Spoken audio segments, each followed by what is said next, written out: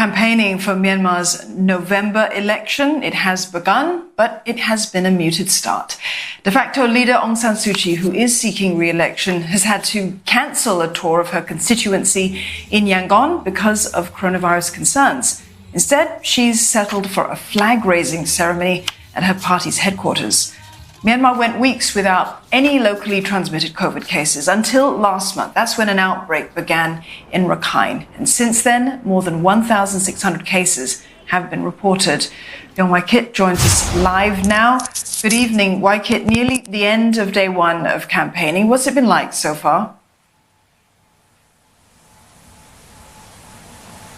Well, Dawn, you said it earlier, a muted start. In fact, it's muted visually and audibly because this time in 2015, if you walk out of the streets, you can see many posters and banners. You can hear excited chatter of candidates who are on the walkabouts, but it's really muted because there are very few activities across the country. But it's not the case online.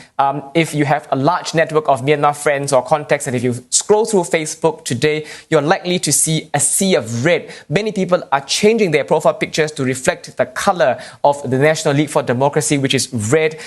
Even NLD, the party itself, has been posting updates online. And it looks to be this way for the next 2 months because online is still a safe way to campaign, given that Myanmar is currently affected by the 2 C's during campaigning and election: ongoing conflict and the ongoing COVID-19 pandemic. And perhaps we may get a real sense of the impact come October when the elections body comes out to decide if elections should be cancelled in certain parts of the country due to ongoing conflict or security concerns.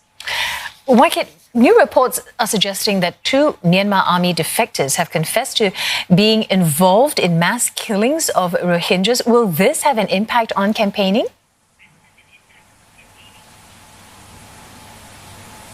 Well, Glenda, this is still an ongoing and developing story. Foreign media such as New York Times and CBC News from Canada are carrying the story. But even as I speak, there are many Twitter alerts that are popping up at the top of my phone. The most recent one is that the ICC, the International Criminal Court spokesperson, has just come out to deny that the 2 Myanmar men are in their custody. Right now, I'm trying to get in touch with the relevant authorities in Myanmar. I've reached out to the government spokesperson. I've reached out to the army spokesperson. They have not responded to me as yet, which means to say I do not have full details and the full picture. But will this topic affect the campaign and election? Yes for campaign, no for election. Because if this were to be discussed in the couple of days and weeks ahead, this is going to overshadow candidates' messaging for campaigning. And there is a very real concern that the resurgence of this topic of Rohingyas and genocide could result in another wave of hate speech. So this is still a possibility.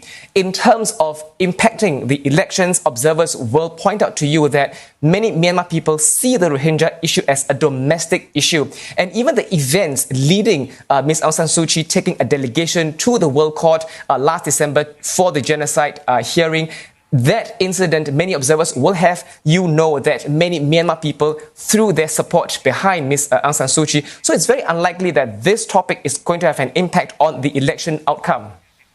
All right, thanks for that update and keeping a watch on that. LEONG giving us the latest on the upcoming Myanmar elections.